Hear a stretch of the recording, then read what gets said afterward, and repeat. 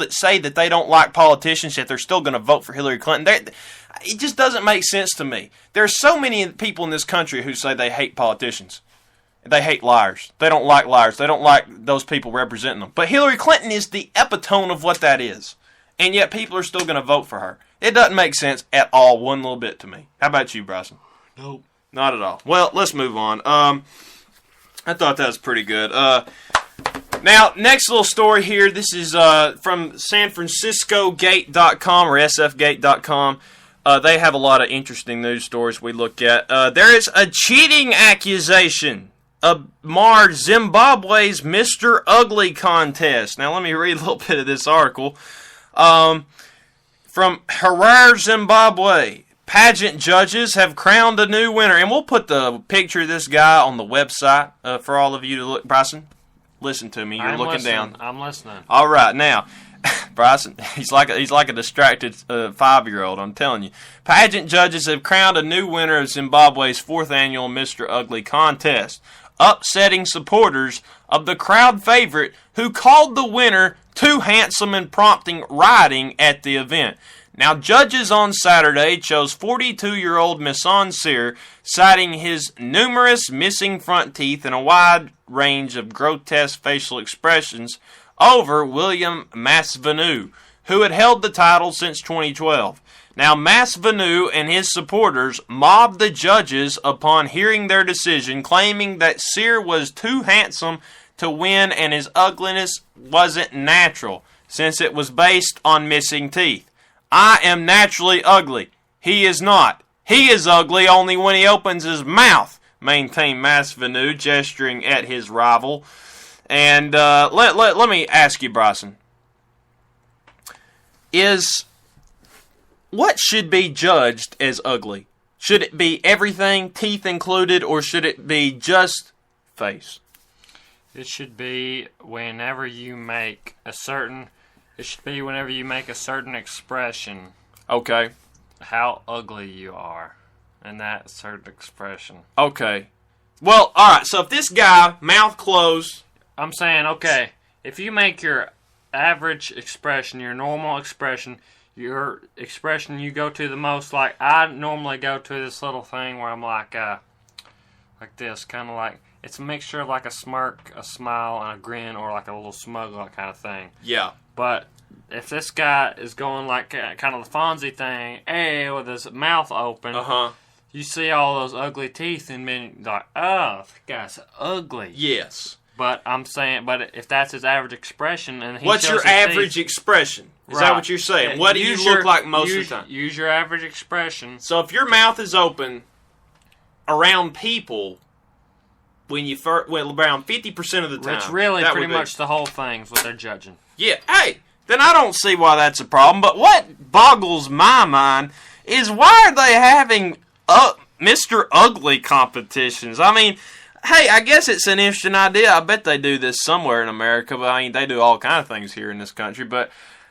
I've never heard of this before. I mean, we've heard of beauty contests. Everybody loves beauty, but ugly, that's a different story. Bryson, what do you think? This needs to... Some people that are ugly, they need to feel loved too. They need to feel recognized. But they're kind of getting laughed at. I think, who cares? They've embraced their ugliness. They've embraced their ugliness. Maybe in a sense they're trying to make themselves more ugly. Look at the shirt this guy's wearing. We'll put this on the website. It's like a ratted up old mechanic shirt. I mean, and plus it's just awful. Man, this is one ugly dude. Wow. Yeah, I'm telling you, I don't blame him for giving it to him. That teeth alone. I mean, look, you get rid of the teeth. He's not horrible, but right there, yeah, put the finger up in front of his teeth. Yeah. Still pretty bad though. It's pretty bad just because of his smile. That's the worst smile I've ever seen. But yeah, I don't know. Kind of weird demon. Yeah, it's something else. All right, let's get to some sports, Bryson. Bryson, you want to kick us off? Kick us off. Kick us off. Kick us off. Pa-boom. Go. My is about the Indianapolis Colts, my favorite team. So I guess now that means Colton can talk about the Cowboys. That's right, I can. I said you can't. Yes, I can. But The Colts, if you didn't know, after the big win they had against the Broncos before their bye, they lost Andrew Luck. He had a lacerated kidney and some abdominal injury. And he's going to be back with us around the middle of December. But for now, the Colts are going to rely on a lot of veteran leadership and very, very good playing down the stretch by Matt Hasselbeck, Frank Gore, Adam Vinatieri, Ahmad Bradshaw, DeQuell Jackson, Robert Mathis, all those guys, to lead them to try to win this AFC South until Andrew Luck can get back and kind of get things rolling headed into the playoffs. And everyone thought they were going to lose yesterday playing against the Falcons. Falcons have a great record. And I've said this before, don't let the Falcons' record fool you. They're not as good as they seem, as their record portrays them to be.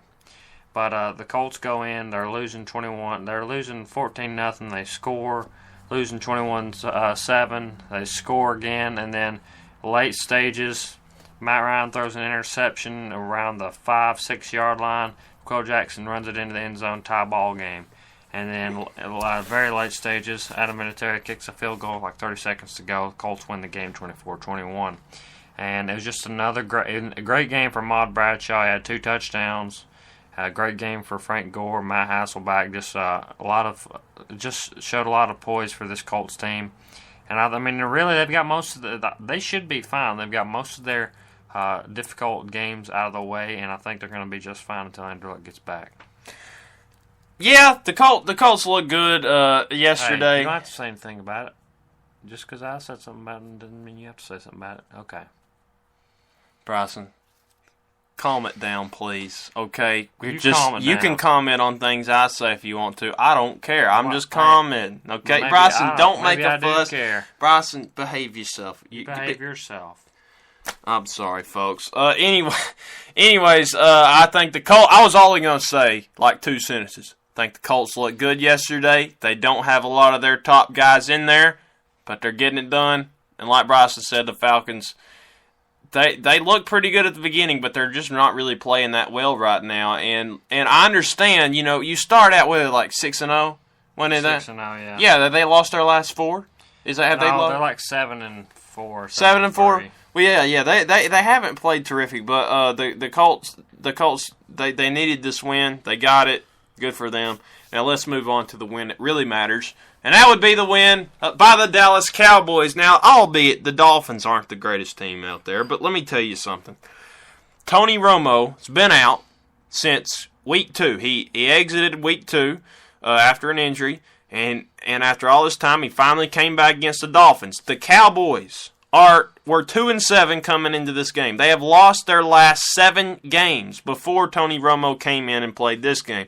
Now, only way the Cowboys are getting in this playoffs is that they catch the division-leading Giants. They are 2 games behind the Giants. What Tony Romo did yesterday, although he had some interceptions in this game, is he pretty much was scrappy and did what he needed to do and gave them that spark to win the football game. The Cowboys play better when he is there. I don't care what anybody says. And, I mean, obviously everybody agrees with that.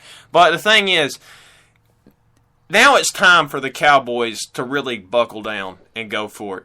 Because, with Tony Romo, they are a much better team. And people were expecting this team to be a playoff contender at the beginning of the season. And that was with Tony Romo in that. After the first 2 games, I think people still thought that they could be a legitimate playoff contender once Tony Romo was back in it. But the Cowboys have been so bad since then, but mainly that's due to the quarterback play. The quarterback play in all those games with Brandon Weeden and Matt Castle was just not very good.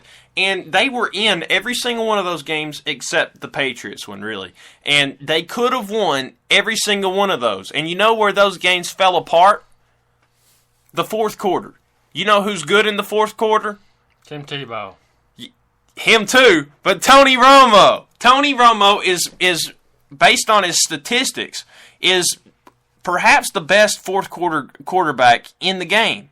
And so, look, that he might be the difference maker. They may be able to beat the Panthers coming in on Thanksgiving. I think it's going to happen. You heard it here, folks. Folks, there's your prediction. Yeah, I'm sorry, I'm a Whatever little that tongue-tied means. there, whatever that means. But Cowboys are winning Thanksgiving. You heard it here. Bryson, what do you... It's going to happen. I think that's the stupidest thing I ever heard. Yeah, well, when it happens, you're not going to be feeling that way. Yeah, when it happens in delusion land. It's going to happen in reality, Bryson. Cam Newton's going to throw 5 interceptions. Maybe in Mickey Mouse's reality. Yeah, Bryson, what's your dislike? My dislike is the idiot Dennis Rodman. He made some comments. Of course, he made some comments.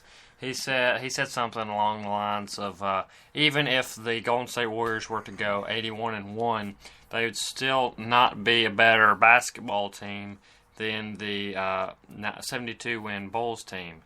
And I don't know. I mean, I think obviously with 9 games more wins than 72, 81 would be better. I think even Scottie Pippen and Michael Jordan would agree to that, but Dennis Rodman, he's just an idiot. But I will say this though, and I've heard this from Charles. I've heard this from Charles Barkley. Can you let me finish? No, let me say this, okay? Charles Barkley has said that that all his teams would wipe out a lot of these top teams today, and talking about how the Bulls would beat LeBron and the Cavs, all this stuff like that, and saying that the NBA, that the NBA of the 90s and the 80s is way tougher, way more physical, and way more talent filled than the NBA of today. I kind of see where Dennis Rodman's coming from. I still think if this team goes 81-1, I still think it'd be a better team. I don't know, because it's a different NBA. I mean, I know that, but I'm just talking about the talent that they have on the Golden State team. I understand that. And they have some top talent. And Steph Curry, I mean, he's an incredible shooter. I mean, he can score from anywhere. The guy is phenomenal, and Klay Thompson as well. But I kind of feel like Dennis Rodman might have a point. That Bulls team, to me, I feel like they have more legit weapons than this. Well, it's escaped me. I'm scatterbrained today. No, that's not what the point is, though, Cole. I'm not saying are they a better team than the 72. That's not what we're talking about. What Dennis Rodman said was even if they were to go 81-1, they still wouldn't be better than the 72 win team. That's what we're talking about here. That you saying it wouldn't be better as far as number of wins? He said, I'm talking about greatness. Isn't that the same thing? No, he was saying that Dennis Rodman said that even if the Warriors went 81-1, that they still wouldn't be better than the 72-win Chicago Bulls team. I'm pretty sure that's what I was talking about. No, you're just saying that the Bulls are a better team. That's what he said. No, you're saying that he's saying even if the Warriors went 81-1. No, I agree with him. I know, but you're not even agreeing with the right thing. Yeah, yes, I am. But let's move. I got to say mine real quick. I don't have much time to touch on it, but I'll touch on it briefly. A lot of you that follow the sport of soccer at all know that this Saturday was perhaps one of the biggest sporting events that happened in a calendar year. That would be known as El Clasico. That is the clash between FC Barcelona and Real Madrid. Without a doubt, the two most famous teams in the world.